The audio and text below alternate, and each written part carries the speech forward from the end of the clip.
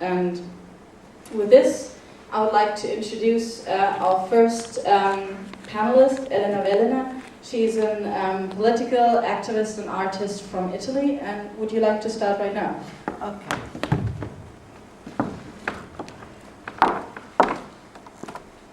Okay, this is not a panel about theory, but it's about history. Because if you don't know, and we don't know our past, we are condemned to repeat it as a tragedy and as a farce, as Marx used to say, even if I'm anarchist and not a Marxist, but we have to learn from the others, from people different from us.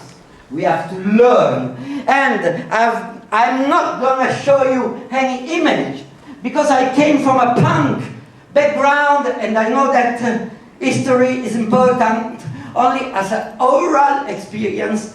You have to have it directly, and not go on the internet and download something and be part of it, because this is not possible. Punk is a direct experience. Sex is a direct experience as well, and you have to experience by yourself. So you are here, I will tell the history, and that's all. And you will be part of it.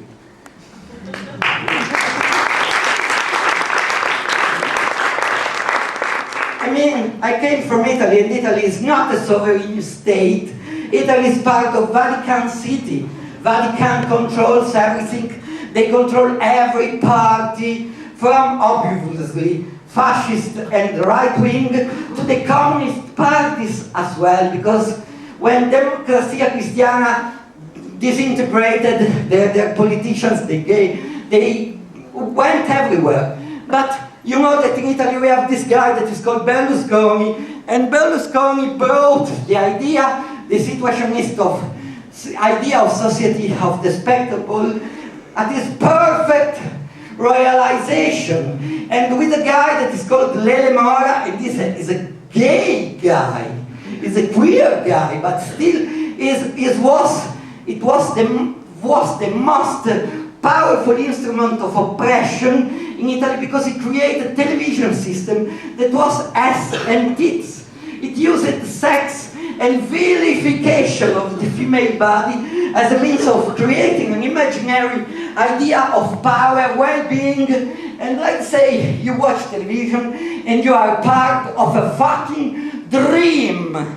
And for this reason, that the Italian television and even immigrants from Albania, they came to Italy because they had the transmissions antennas directed to Albania, and they saw this fantastic, sexy television, and they came to Italy looking for this, but they thought only badly paid works. And oh wow, that's beautiful.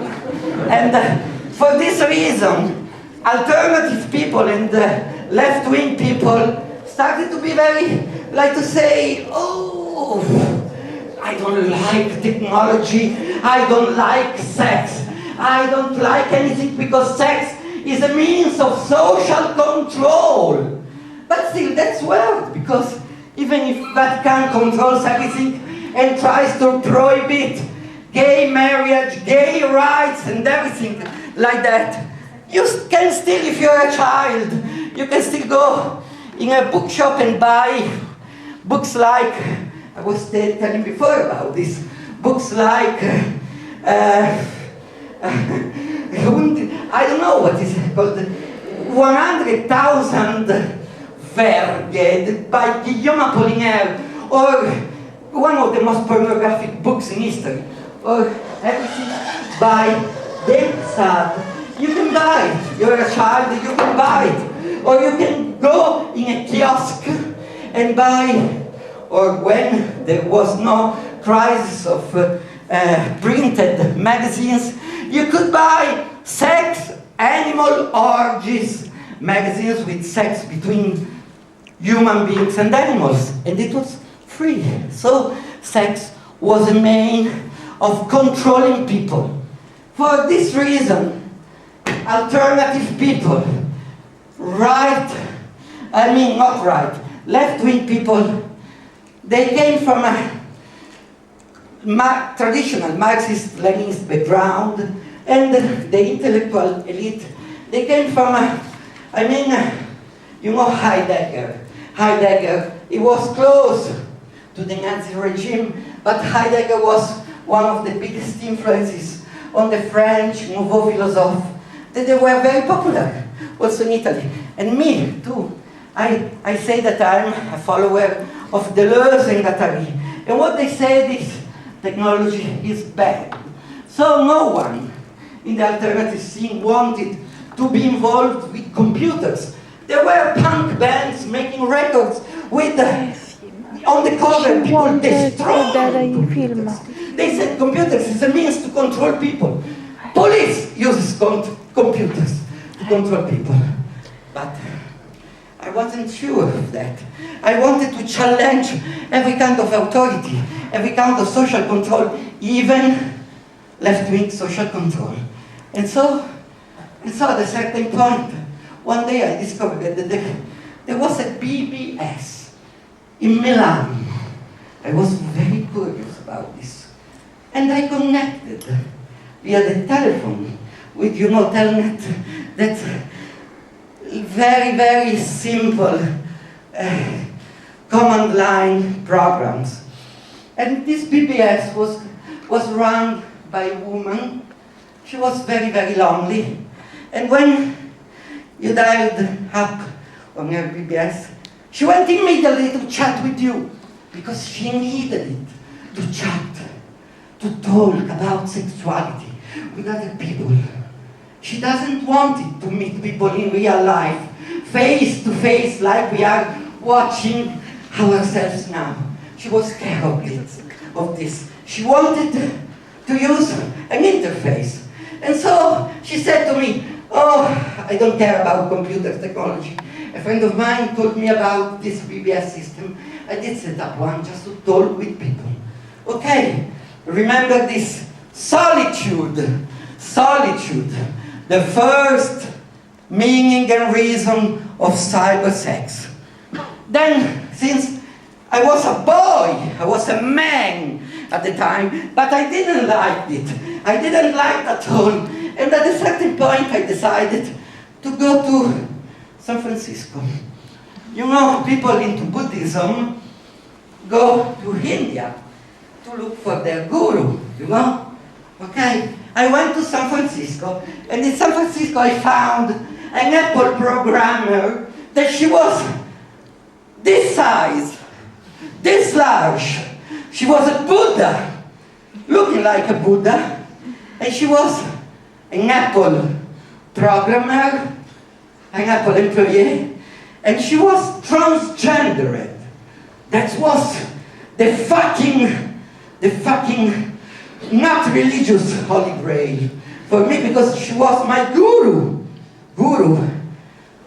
fucking up the rules of sex, fucking up the rules of programmation. I used to love Apple computers and to dislike, to hate Windows. I mean, Linux was far, far away still. And when I came back to Italy, I said, okay, I want to transition as well. My inner desire is to be a woman, not a man. I want to become a woman. I want to do it. But it was difficult. It was difficult. So the first step, it was to start my own BBS, bulletin board system. I called it CYBERSEX BBS. I used to, that's funny, since, as I told you before, right now, I loved Macintosh already, because I felt the dream. It was already there. The dream was at the beginning, the dream of changing identity, the dream of creating something new that Steve Jobs told on this popular talk that he made at Stanford University. It was already in our minds. I used a software that it allowed already to have a graphical interface. It was beautiful. It was the internet, the World Wide Web before the World Wide Web was possible. I even went to to meet, I don't know if she's here now, I don't see her. Sandy Stone. You are here. Yeah, I love you, I love you, I love you. I went to Texas, to Austin University, and I was given, I met her, and we met afterward. And I was given my first copy of Eudora. I could use Eudora for Macintosh 6, 7 years after that. Because at the time in Italy, the internet was absolutely no go. No go. Not even university students could use it. So I did set up my own CYBERSEX BBS, and the people would connect. Many, many people. It was incredible. So many people would connect. They would dial up. I had only one phone line, so one person at a time would connect. They would create an account, connect, and never come back later. Even I still was trying to do my best to put lots of information about sex, transition, transgender. That was something completely new for Europe, for Italy. No one heard about it. They said, you are a male, you are a female. If you are a transsexual, you go from male to female, or from female to male. That's out. That's all. And transgender was something completely new. I tried to make more information available on the BBS, going to the news groups, getting stuff and putting it there.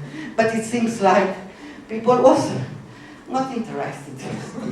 It was funny that at a certain point at the meeting, I said to other people, oh yeah, in Italy there was a transsexual organization that was called Movimento Identità Transessuale, MIT. At this meeting I said, I'm doing a BBS for the MIT. And all of a sudden, the people started to treat me with big respect. Oh, you are a star. After a while, I said, oh, wait a second. It's not the Massachusetts Institute of Technology. It's the MIT for transsexuals only. So, what happened? That after a while, I mean, some years before, I went to France, to Paris, because there was the second centenary of the French Revolution.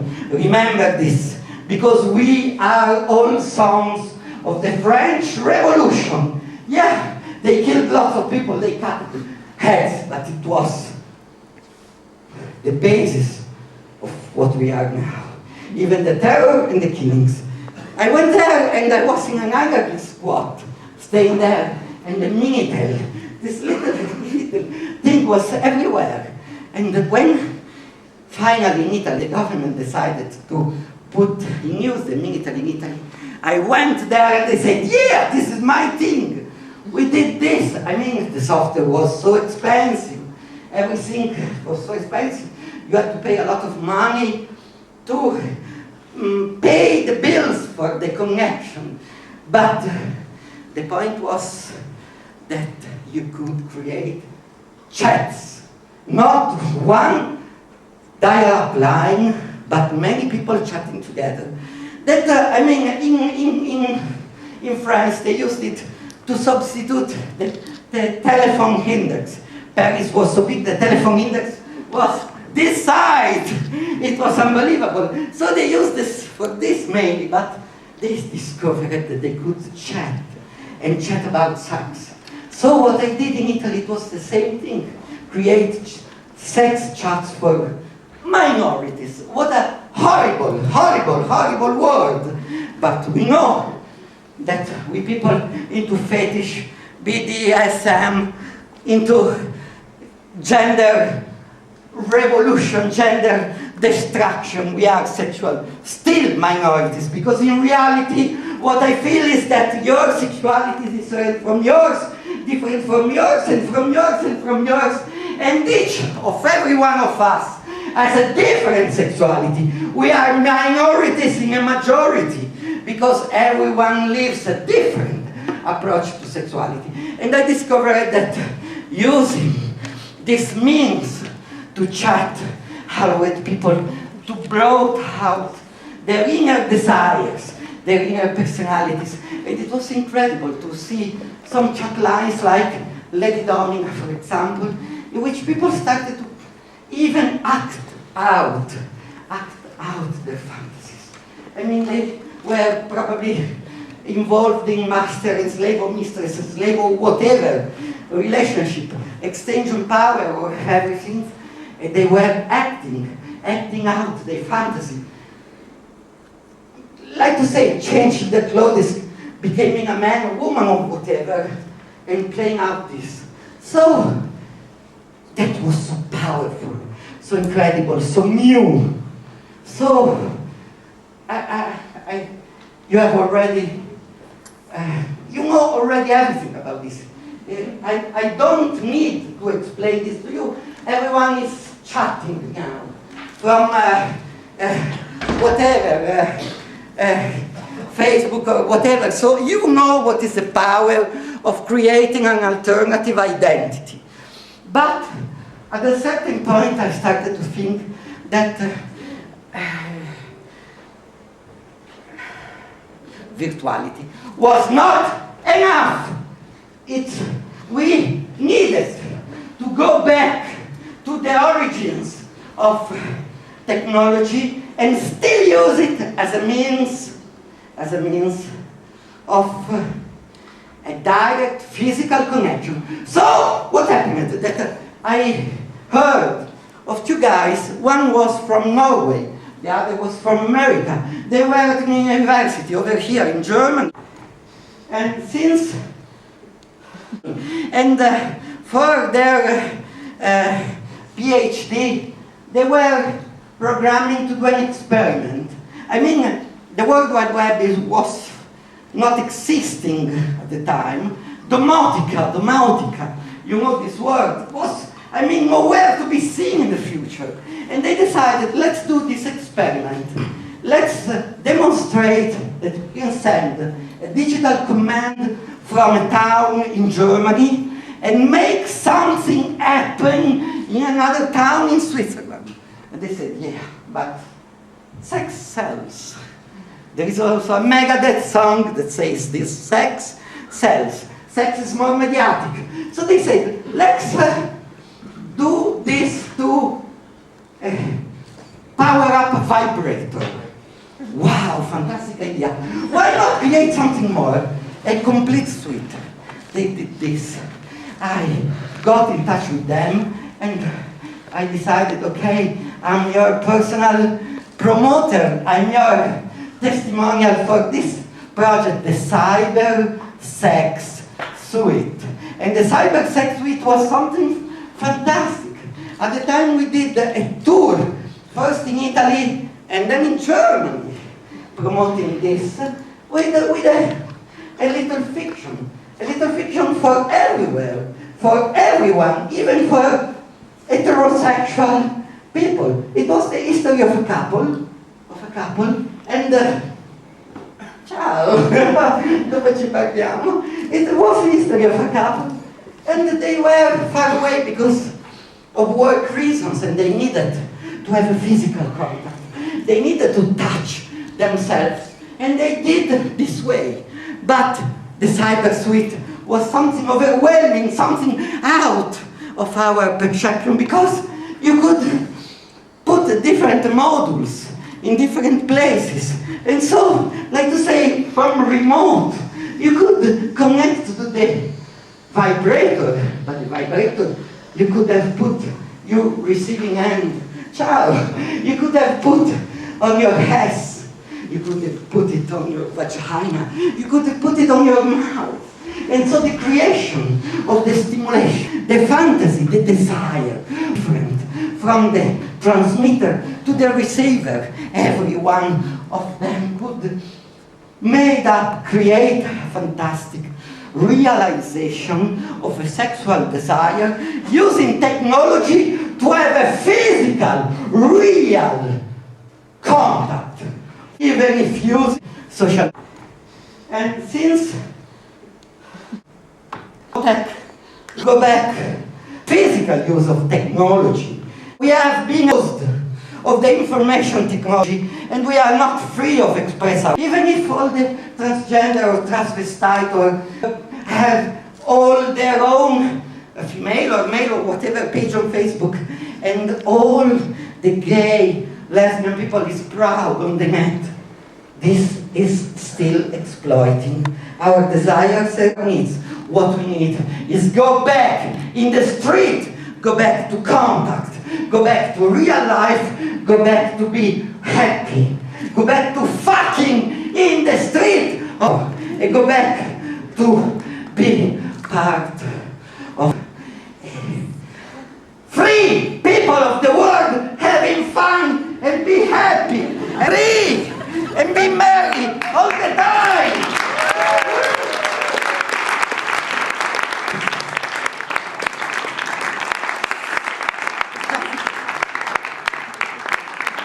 In your control, as the Rock Your Picture shows, says, want to be, and please, you will make